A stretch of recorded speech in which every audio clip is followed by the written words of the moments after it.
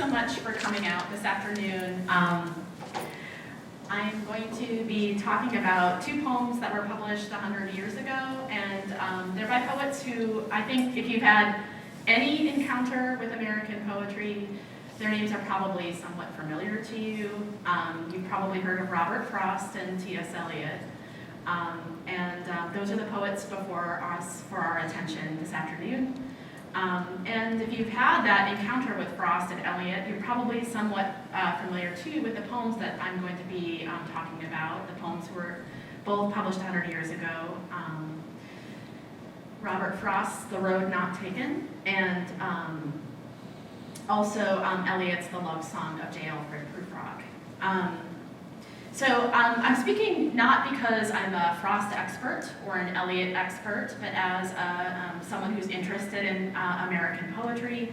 So in a little bit, I'm going to hand out copies of the poems. We're going to listen to the poems in order to sort of come to some understanding together about these poems. But I do have a few thoughts to put these poems into context and to think a little bit about them. And I am going to make a claim about them because I think that it's important to think a little bit about what these two poems might have to say together.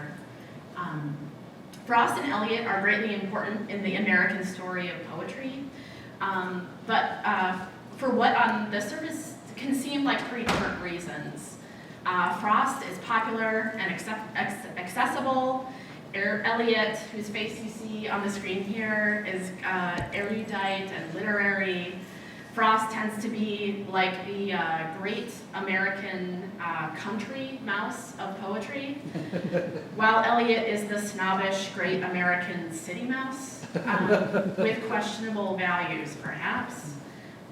So today, I'd like to use that theme of the city mouse and the country mouse to kind of set up ways that we think of them as different on the surface, but I'm going to make an argument that we might view them both as modern American rodents, sort of in a similar capacity. And this means dispelling a common misunderstanding of Frost's poem that reduces it to a kind of old chestnut. And I'd really like to talk about that. It's one of my great joys to talk about Frost's The Road Not Taken with students, because there's this idea out there of its message, which is, I would argue, pretty far off what the message of that poem really is if we just pay attention to what the poem is saying. So, first I'm going to start with Eliot, who's going to establish for us a kind of definition of modernism in American poetry. Eliot effectively kick-started modernism in American poetry with the publication of The Wasteland in 1922. So we're jumping forward 7 years here. I'll get my math right. We're jumping forward 7 years here, but I think that some of the qualities of The Wasteland and modernism really are in motion in The Love Song of J. Alfred Prufrock as well. So The Wasteland is a poem that's a kind of collage of allusions, references, and voices, which gives modern poetry one kind of bad rap quality of being obscure and really difficult.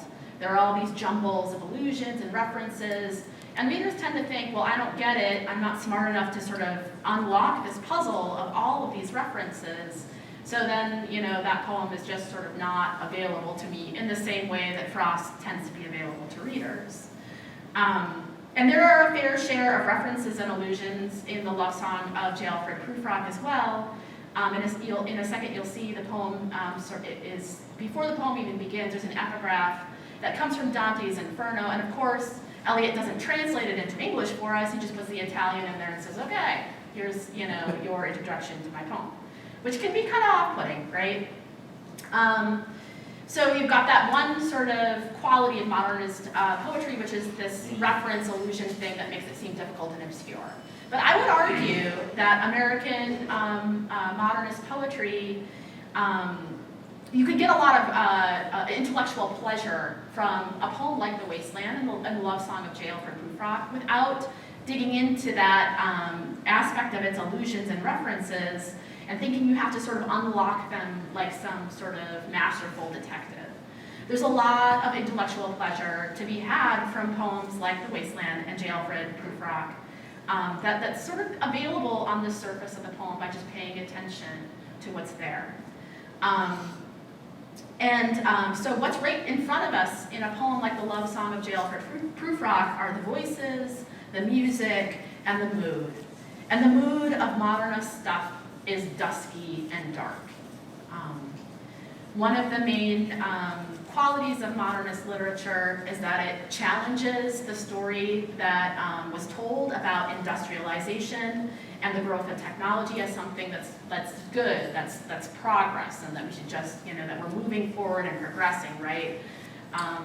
Modernism tends instead to show us the grit, the grime, and the soul-sucking kind of underbelly of urban modern life in the early 20th century, in which folks are without traditional direction of honorable institutions like,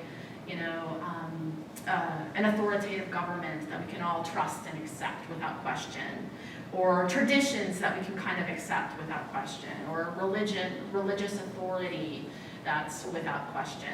We don't have those kinds of defining qualities to fall back on, and we've got these cities that are suddenly grimy and gritty and dirty, where there's this sort of sense of work that's not sort of meaningful, but instead reducing people to gears or cogs in a great machine, just sort of soul-sucking, identity-sucking sort of situation that modernist literature tends to want to bring before us to consider. So we see this grit, grime, and kind of directionlessness in the love song of J. Alfred Prufrock. So I'd like to listen to Eliot read it so that we can hear him sort of in his own voice. And in order to kind of give us some ground here, I'd also like to pass out a copy of it as well. And thank you. Okay. So I have 10 copies. We might need to share. So you might want to make this more of a community kind of thing. Oh, you brought your own? Oh, he's packing his own right there. Oh, we got that. And Farah, I think the video skipped ahead. Oh, yeah. Oh, yeah, we don't want Anthony. If you go back one screen, maybe if you... I think, yeah, just stick back. Or actually, here's the arrow in the middle, maybe. This one. Oh, there he is, there. Okay. There we go. Hang on. So, oops.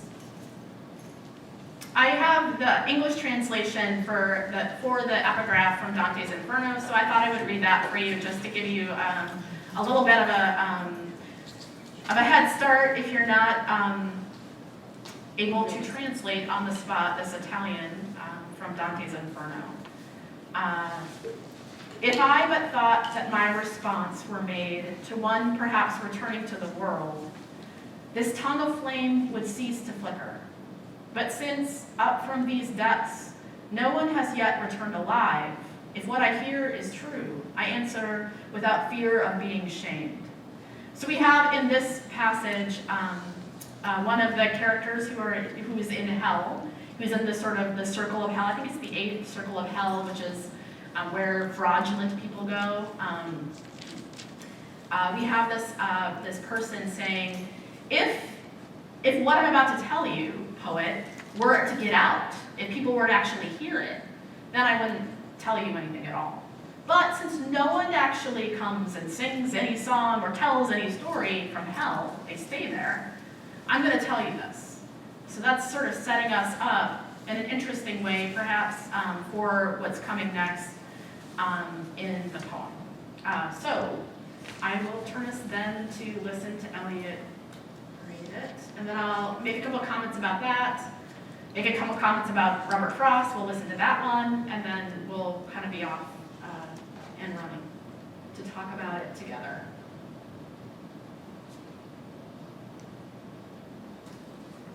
Go then, you and I, when the evening. Let's see if I can actually get this started. Sorry, as a side note, I remember I've memorized this poem in high school, or at least a good part of it, but but I haven't kept up with it, so I don't, anyway, so it has this weird echo to me, because I think of my senior year English teacher, and he had this sort of deal where you could move up a grade or a half grade if you memorized 500 lines of poetry, and there was like a sliding scale. So I was like, oh, okay, I have to do that, because the first paper I got back was like a C or something. This was one of the ones, and it's a great kind of adolescent poem. It's kind of like sort of angsty, you know, but like in a smart, cultural kind of sounding way. So anyway, I don't know. There's this weird deja vu that I have right now, just even sort of looking at these words again. Let us go then, you and I, when the evening is spread out against the sky like a patient etherized upon a table.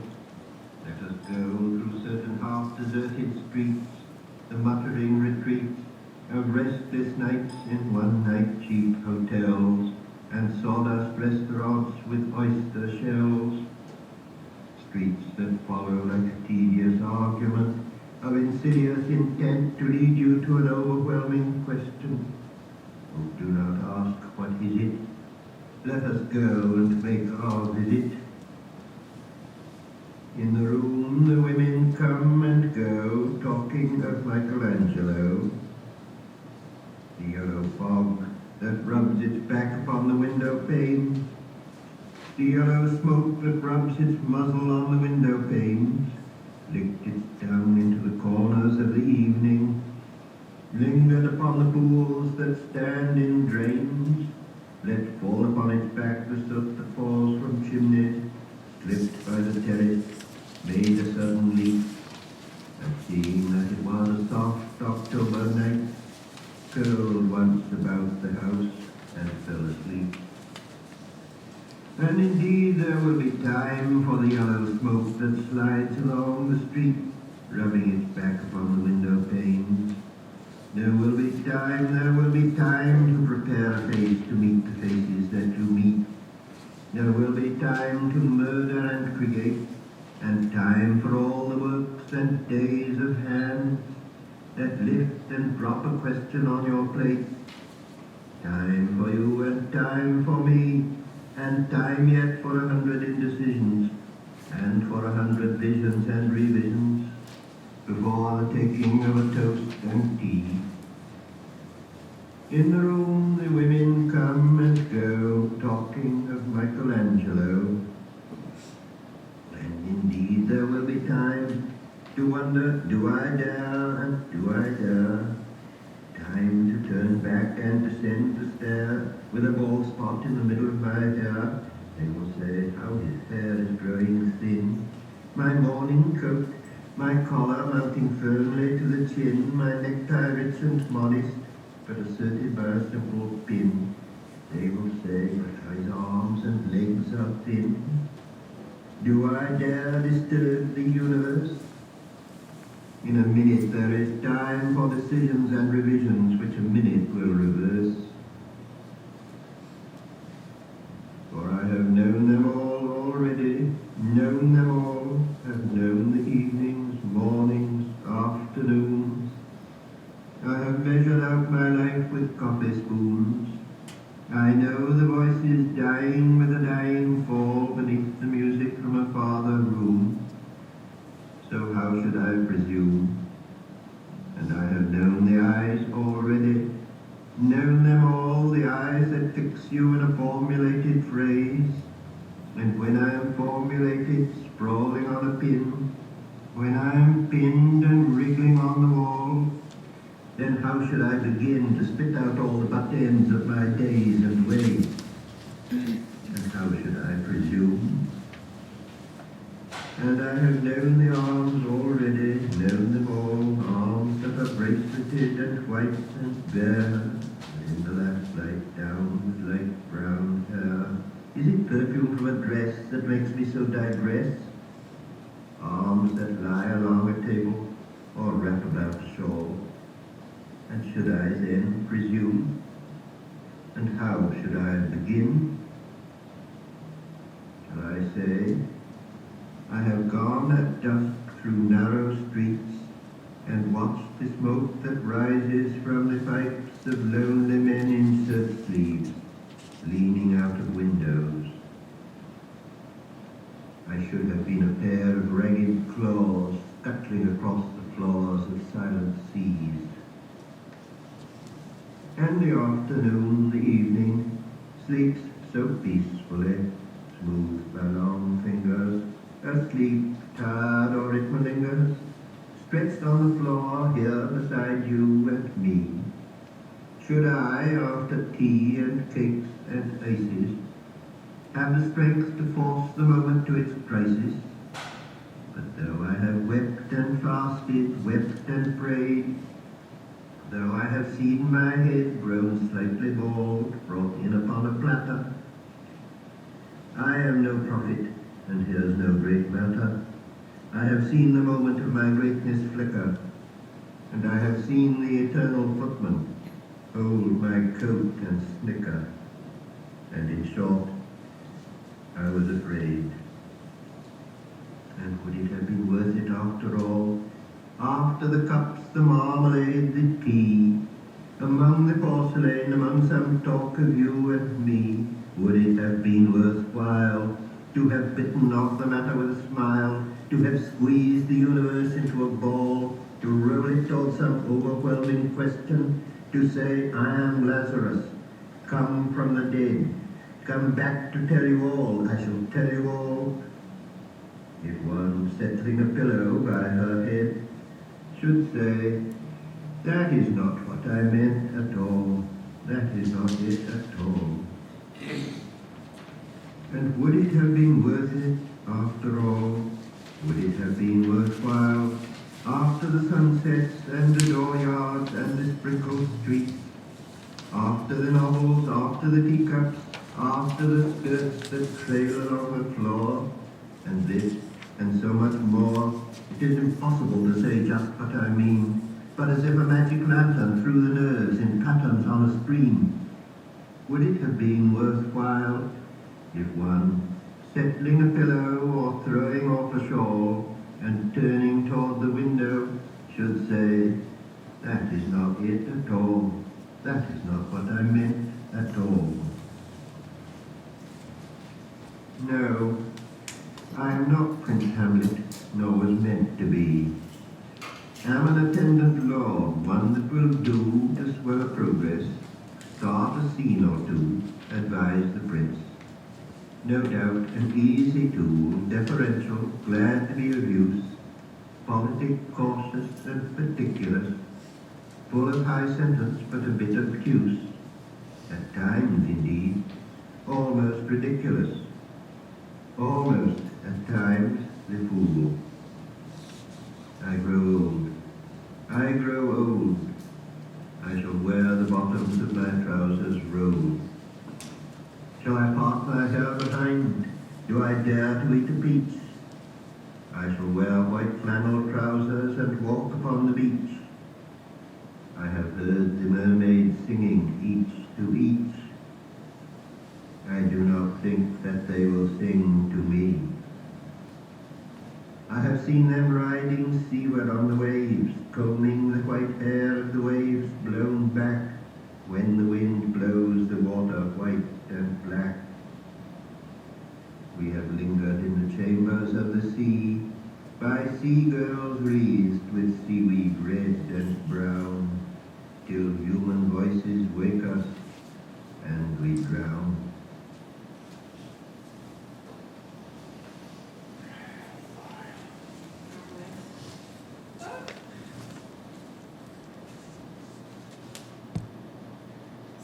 So, I just wanted to point out a couple of things about the poem to make a point, and then I want to move on to connect this poem with Robert Frost's poem, and then I want to open it up for us all to talk about it, perhaps for a few minutes, if not over a few refreshments. The first thing that I wanted to point out is that this passage that stands out to me on page 2 in the copy that I handed out. This idea of there being time to wonder, do I dare, and do I dare, how this poem is so much a poem about indecision, and the smallness of the self, how the self has been sort of shrunk down But at the same time, this decision seems sort of monumental, so it seems like there's some big meaning thing happening. But yet, but the self that's trying to make this decision, we don't know if it's a big decision or if it's a little decision. It seems like it's both and, little and big there. The speaker can't decide, can't move forward, is sort of paralyzed and incapacitated. And I love some of the details there about the dress, right? My morning coat, my collar mounting firmly to the chin, my necktie rich and modest but asserted by a simple pin. There's a sort of fastidiousness and fussiness about that makes us, that sort of like when we are that concerned with how we're dressed, we have a sense of importance, right? We have a sense of feeling, like someone.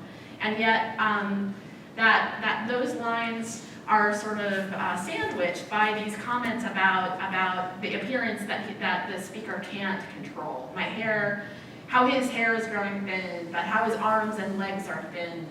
And that leads to this question, do I dare disturb the universe?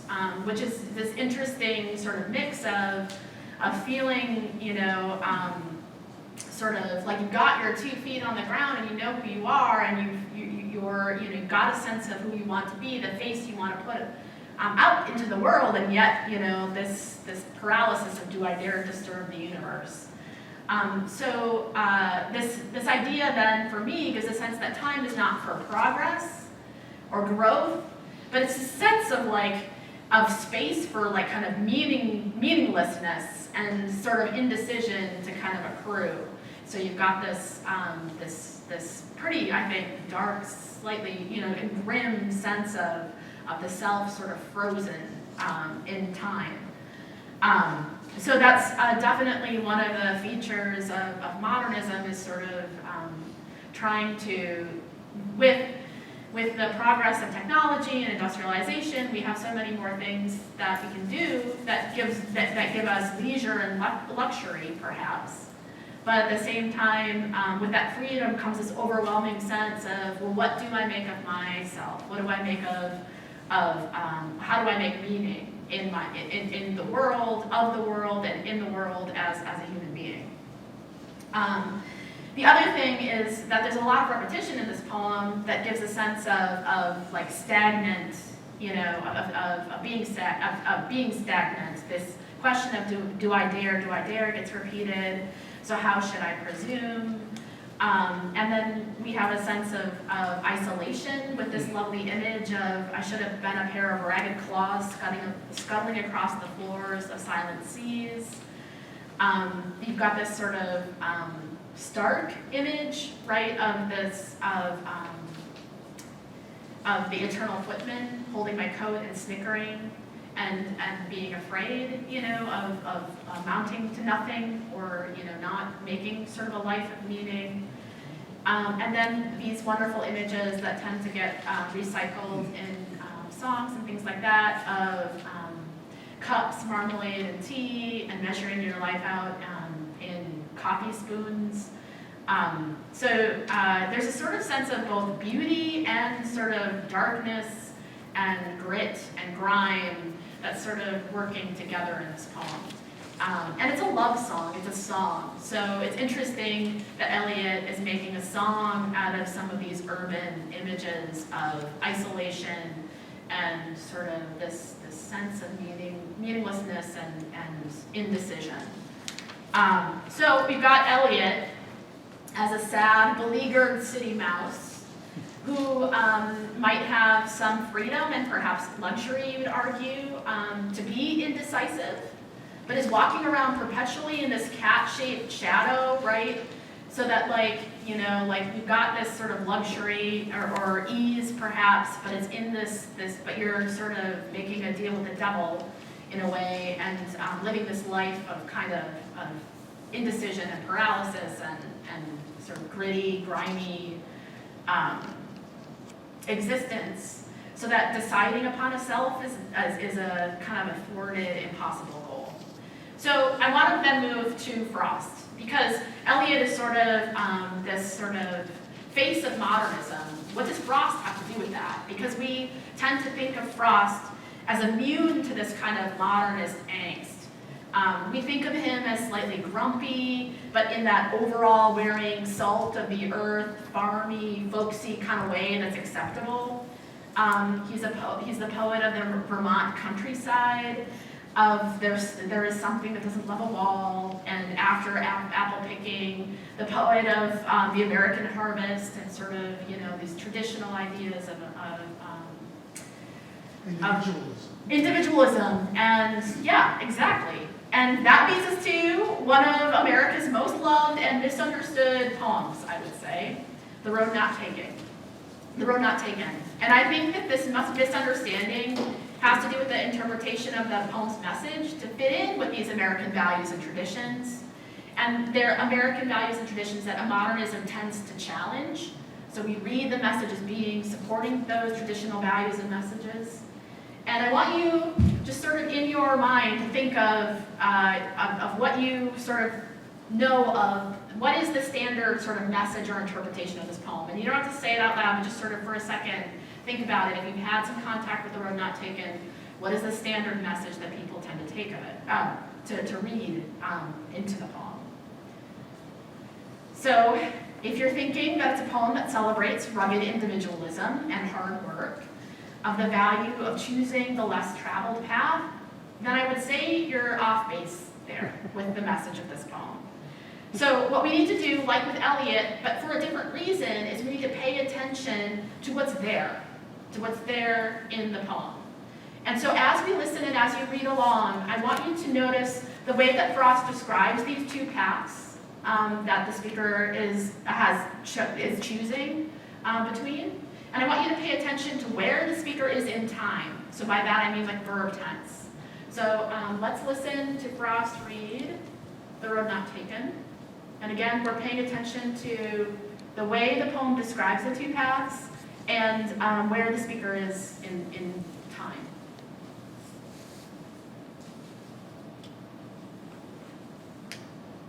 Oh, I muted it. Sorry. Oh, Frost. I'm losing you. We'll get him.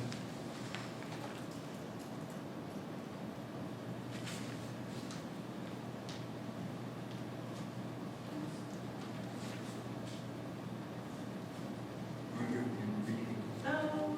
Time for all the works and days of hands that lift and drop question on your plate. Oh. I think you should be able to stop and pull it back. Two roads. Okay.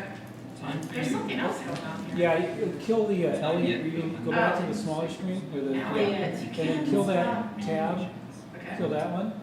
There you go, and then start them over again. All right. Ah, TS Eliot just won't shut up. I know. That's right. City Mouse.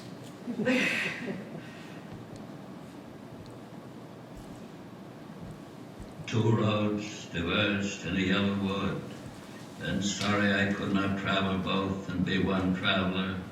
Long I stood and looked down one as far as I could to where it bent in the undergrowth. Then took the other as just as fair, and having perhaps the better claim because it was grassy and wanted wear. Though as for that, the passing there had worn them really about the same, and both that morning equally lay in leaves no step had trodden black.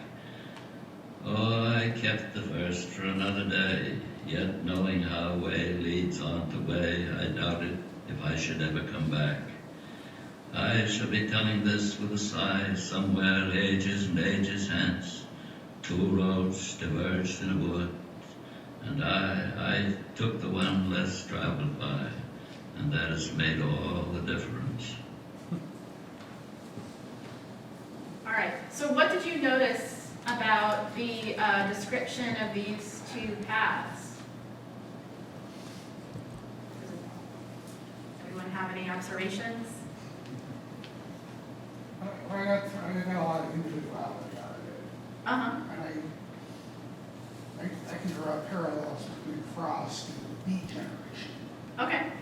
Okay, and like they were kind of like, they saw this America overdeveloped subdivisions and this kind of like way of life that was kind of conventional and predictable, and they felt that there might have been other ways to live. And I think Frost was trying to get at that. You know, that the one path was clear and predictable and safe. The other one was thorny. You know, it wanted where, you know, it was more unpredictable, more uncertain, but it was more maybe rewarding because there was more there. That's certainly the message that we get in the last two lines of the poem, for sure. But if we back up a little bit and look at sort of what the two paths were, how they're described, the story is slightly more, is different, and that's the part that I wanted to point us to, but I have a point to make about what you're saying there, so let's hang on to that idea for a little bit. Jane? Because what he really says is, actually, they're about the same. You know, they're two choices. It really isn't it about, it's similar to Prufrock, how do we look back on the decisions that we make? How do we talk about the decisions that we make? Right. You know, because, you know, it says, truth be told, they're really about the same. He can tease me, he can convince himself that maybe one of them was a little bit less grassy, but really they're about the same. But, you know, so I picked one. You know, I shall tell this years and years from now, you know, two roads and I took the one less traveled by. We like to think of ourselves that way, you know. Yeah. I took the great independent individual road, but, you know, it's more, isn't it more about how we think about what we do, whereas truth be told, we're about the same. Yeah, so we've got this change, right? And there are a couple other people who I think who wanted to sort of, does anyone want to add on to what was just said about the poem? It's very interesting, because what you've got is this sort of movement back and forth. If you look at the beginning of the second stanza, you have these two paths, then took the other as just as fair. But then the poet kind of says, well, maybe it had the better claim because it was grassy and wanted wear, right? But as for passing there, they were really about the same. And then, so you've got this sort of movement back and forth, right? They're the same. Well, okay, maybe. And you get this idea that the story is sort of developing, right? The story that the poet is, or the speaker is going to tell about this. Well, maybe one was less traveled. No, they're really about the same. And then the speaker sort of nails that home with the next stanza. And both that morning equally lay in leaves no step had trodden black. So you've got this confirmation that these two paths are the same, right? They're both not really well traveled. So you've got this, they're both sort of, if you want to say, like taking either one could maybe spell you out as an individual, right? But it's not the choice of the two paths that matters here.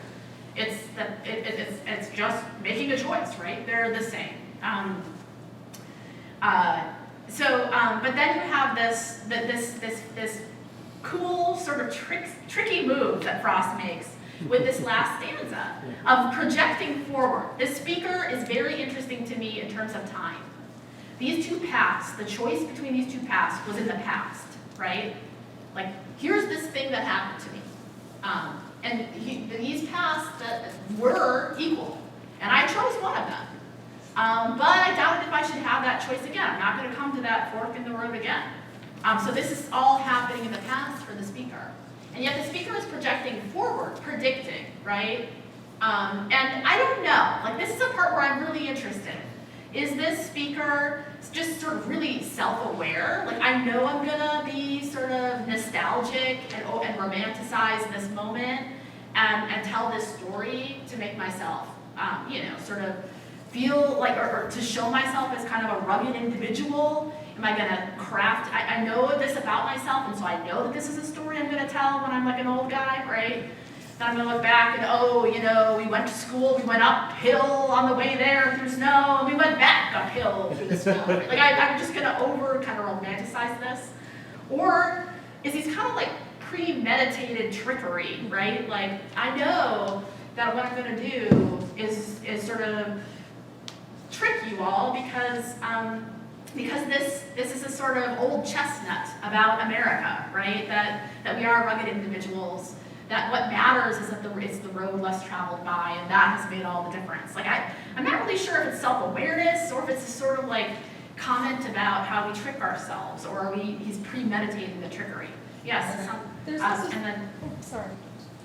There's also sort of this divide between what's actually happening in his own decision making and how he's perceived by other people that's similar to Prufrock.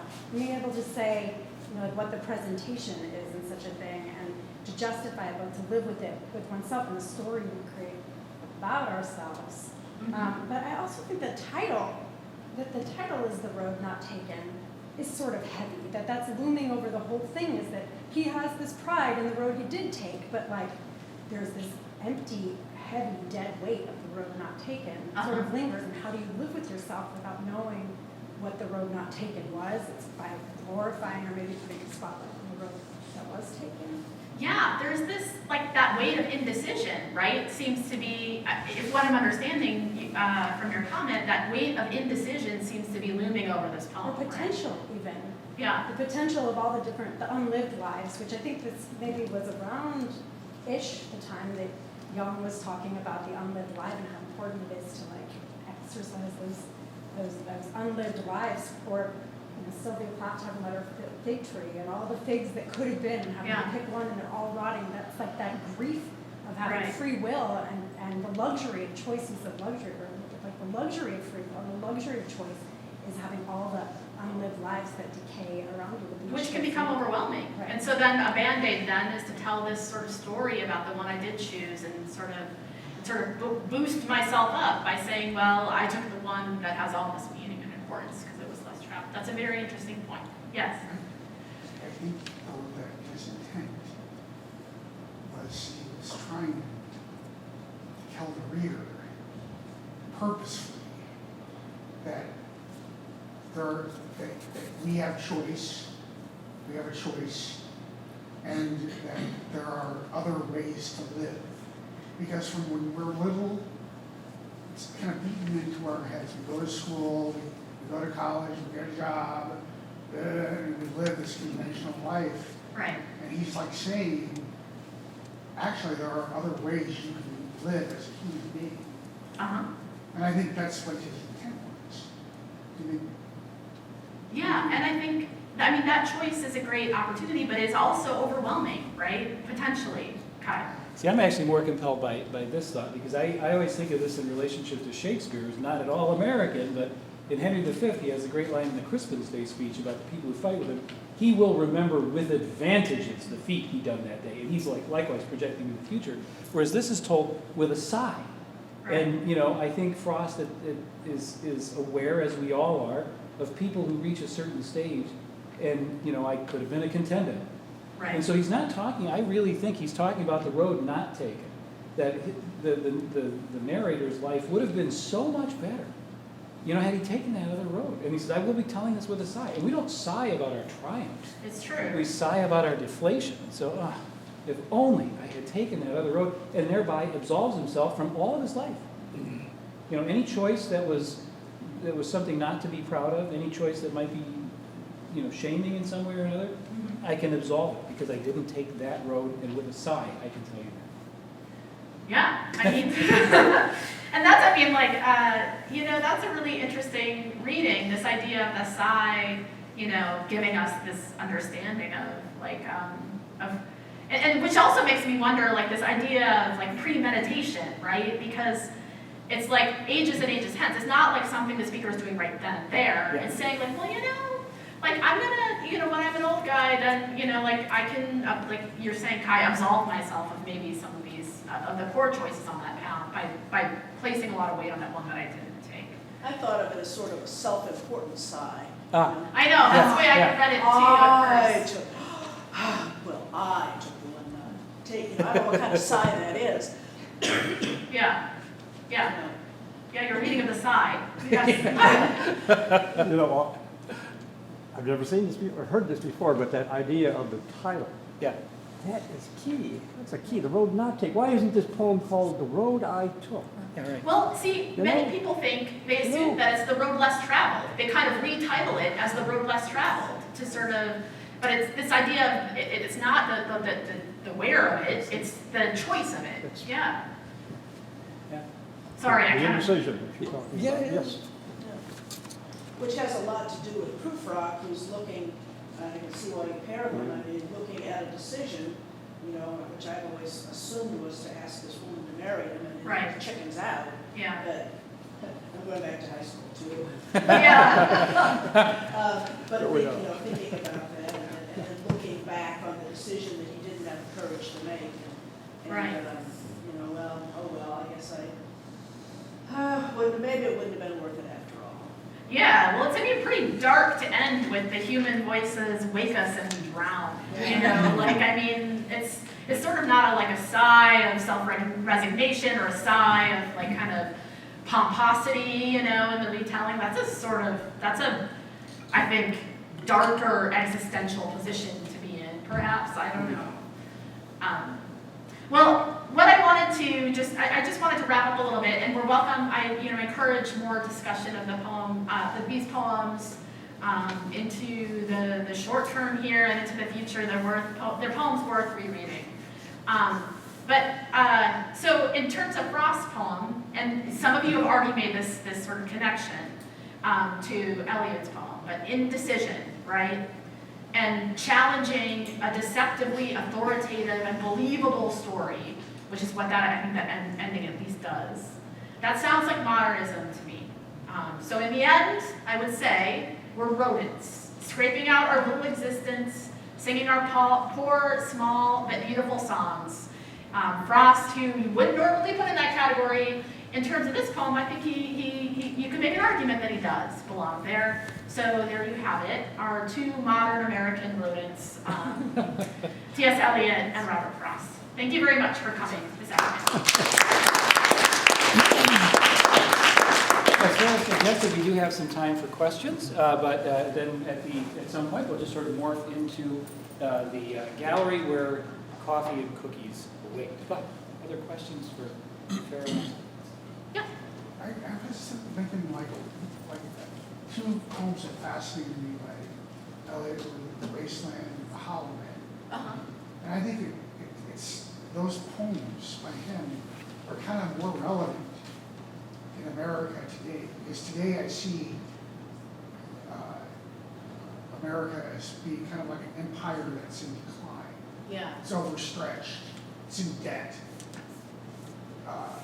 There's disparity, there's decadence and all that, and it just seems like those poems, The Wasteland and The Hollow Man, are really relevant today. What do you think about that?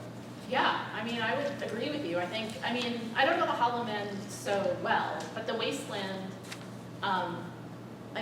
there's a lot in there. It's a kind of multi-vocal poem. There are all these different voices coming at you. But there's some that are very chilling, I think, that speak to the experience of the working class. There's this one scene in a bar where there's this abortion basically being discussed, and there's this sort of grittiness, and there's also this emptiness and this hollowness and this sense that it's hard to make meaning. Well, I was thinking of The Wasteland was written in 1922, not too long after the end of World War I. Right. So it definitely had an impact on that. Yeah, modernism kind of is coming out from that, it's sort of emerging with, I talked about industrialization, but World War II is definitely a motivating factor and force here that people are struggling with. World War I, sorry. Yeah. World War I, yes. Where, there's this mechanized destruction, and how do you account for that, right? The brutality of that. Oh, I think you have one of them. Well, our theme this year is 1915. What is it about these two poems that make them products of their time or not products of their time? Can you speak to that? I don't know how well I can speak to that, but this idea of modernism, I think, emerging from the rise of industrialization and things like that, that sort of seems to me to be in response to a lot that's going on in in American cities particularly. I mean, so you have that great that book, The Devil in the White City, right? Like the World's Fair, right? I just love the picture of Chicago. I mean, it's awful, but like the soot and the mud and the just like, you know, I mean, here are these big cities, and like how awful, and yet we don't have the sort of infrastructure to handle a lot of people working together or living together and working together.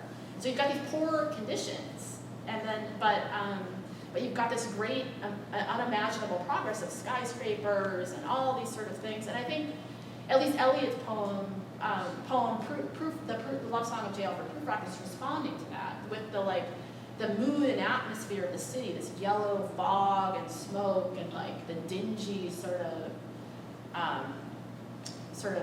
cityscape that we get a picture of, or at least we get the feeling of, the mood of from that poem. I think is responding to that for sure. Yes. About 10 days, 2 weeks ago in the Rock Island Argus, there was a little thing in History Today. In 1919, it said the British Empire has now noted that more than 500,000 people have died. It's 500,000 people. Half a million people have died in World War I in foreign countries. Okay, so actually this time is not so much modernism, but it's actually the birth of postmodern or anti-modernism and the Dadaism and the rejection of imperialism and expansionism and commercial growth. And these things are starting. And Eliot is questioning them as Frost and as our own Carl Sandburg questioned this his own modernism that he started. Yeah. And then he kind of towards the end of his life he begins to sort of look back on that with some regrets.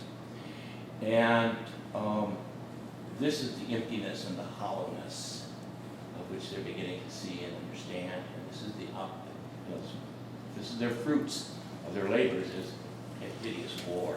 Yeah. And what I saw to tie it up, the road not taken, it's perhaps Frost talking about his art. He went down the road of creativity, and whereas he could have been a better farmer, more wealthy, had a few other, been in agribusiness, done these other things, but he picked who he is, and now he's living with that. Yeah, I mean, as we all have to, right? I mean, we live with the people we are, as well as the shadows of people we could have been. Go ahead. Well, I'm glad I came today because listening to Frost, to Eliot read this poem. Yeah. And it's the love song. I got the impression that he's trying to get up the courage, the guts to go after the romantic ideal. He's worried about his hair, his clothes. It's the indecision about that. He's wandering the streets looking. Anyway, it's.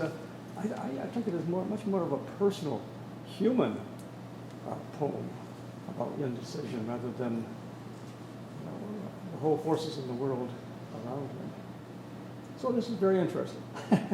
Yeah, I mean, that's a really great point. Because, I mean, yeah, I think it works on that level for sure. And I think it's partly why, as an adolescent, that poem was, I mean, that's the sort of adolescent experience too, right? I mean, it's hard to, you've got these ideas of yourself, but yet, that courage to just sort of say something or do something, and sort of all these ideas about yourself preventing you from making any kind of move are these oppressive forces. Yes?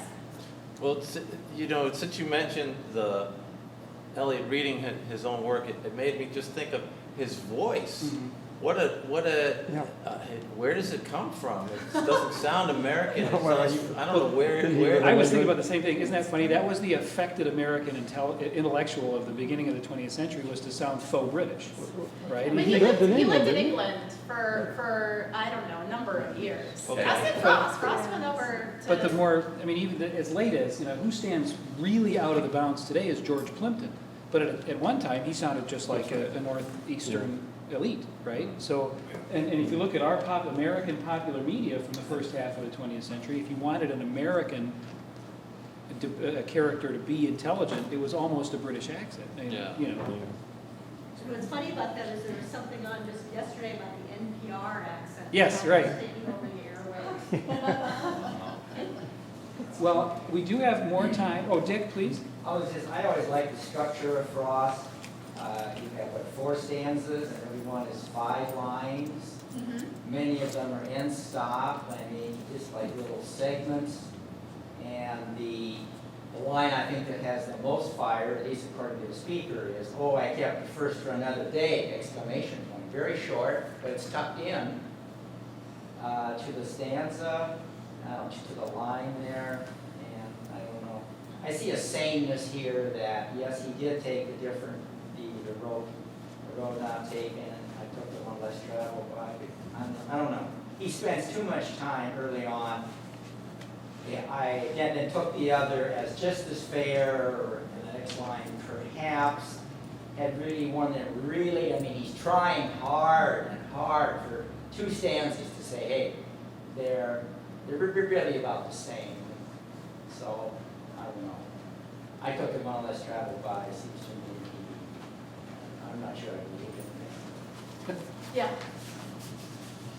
Well, it's certainly true that poetry is inherently in opposition to modernity, right? Modernity is efficiency, which means doing more faster. And that is in opposition to a poor life is full of care, there is no time to stop and stare, which is the calling of a poet. However, now we have the calling of cookie eaters, who are welcome to go right next door and have some cookies and some coffee and some excellent conversation with our guest, Farah Marklevits. And I would ask, though, before we do reconvene, you join me in thanking our speaker, Farah Marklevits.